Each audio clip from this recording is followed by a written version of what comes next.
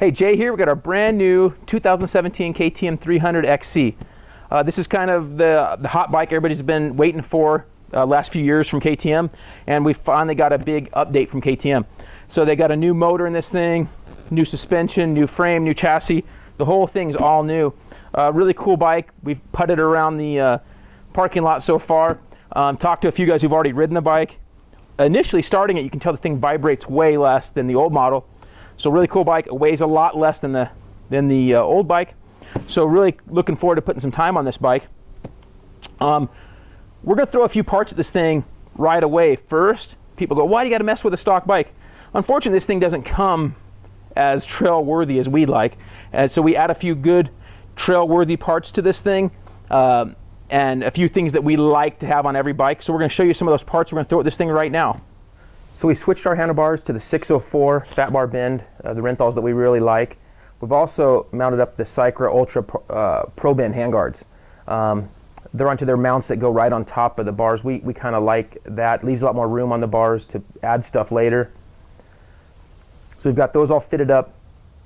It's a new throttle assembly on the new KTM two-stroke. Really nice setup from KTM.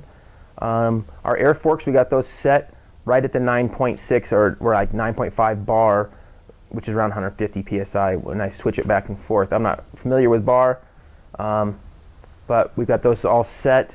We had to turn the bars to get them. We had to turn the fork on the left side where the air filler is to get it right to the right spot, so we can access it well when we go to ride. The rest of the suspension, we set the sag. We got the sag set around 105 to 108 just to get a good start on this thing, so we can go check it out. The front tire, we did pull the stock tube out. It's a lesser brand, real thin tube. They do get punctures really easily, so we went ahead and pulled that out. And then moving on to the radiator, that's where we kind of did a lot of work. We got our new radiator braces installed from Trail Tech, as well as the fan from Trail Tech. We got those installed while everything's fresh and not bent up. Good install there. We did install the Ims Catch-Can on a two-strokes. It is a little bit more work than the four-strokes because you can't slide up in the frame without hitting the cylinder where the cylinder meets up with the exhaust pipe. So what we had to do was take the two motor mounts out of the engine below and loosen the two head stays, take those two bolts out of the head stay, and we could actually lift the engine a little bit. We didn't have to take the chain off or the rear swing arm pivot. So we're able to lift the engine and then put it back. It actually wasn't too tough at all, but it did add to the install of the Catch-Can.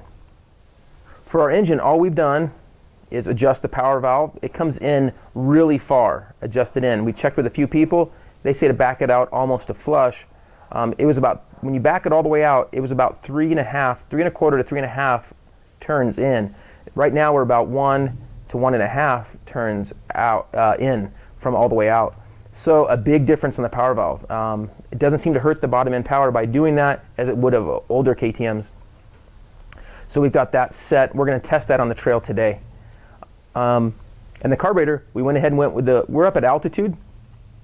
I think the stock jetting is going to be pretty good for most people. They're under 1,000 feet, sea level to there. But we went ahead and went to the leaner needle, and then we're in the second clip with a 420 main and 35 pilot. That's what we're starting with. For the shock, all we've done is set the sag so far. We went ahead and added some Acerbis frame guards because they look amazing, really set this bike off. Riding a brand new bike without a skid plate off-road is kind of crazy. No one really has any skid plates for this thing yet, as far as I could tell. So I got a Cycra one off of a used one off our 350 that's been used a bit, and I was able to cut it around the pipe bracket and mount it up. So I got something on there. And, you know, I'd suggest having something on there for that. I wish I had a pipe guard. Don't have that yet. So we're just gonna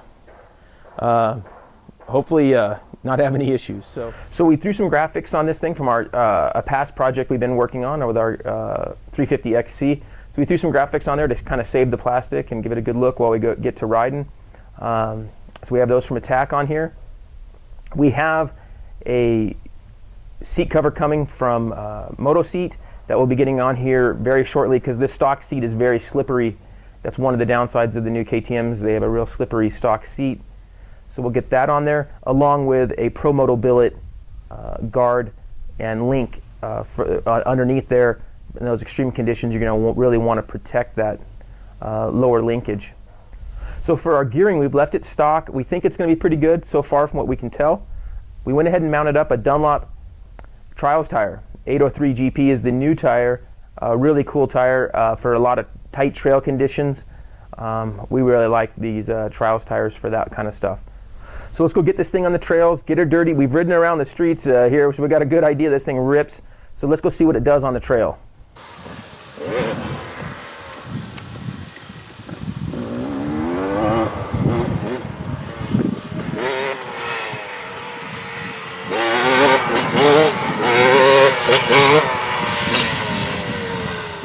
Okay, so we just got off the trail. As you can see, we got on some really tight trails today. A little bit maybe out of our comfort zone today. This is a place that was a little bit tougher than we had planned on. So the way down and the way up were pretty tough, and we beat up our brand new bike pretty good. Got a couple little dents in the pipe. I don't know if a pipe guard would have even helped the upper ones, but the lower ones it would have. The bike felt incredible. We did play with the power valve a little bit. We ended up around a turn and a half in, so just barely below flush, and that worked really well. On the jetting, we ended up going to a 32.5 up at altitude here. I think a 35 is going to be good at most places, maybe even stock, 37.5 if you're at sea level. So that worked really well. The bike, the performance is really good. This carburetor is a new carburetor for the KTM, 2-strokes, and I don't know if it's as good as the Kians that they used to have. It does seem a little bit more temperamental.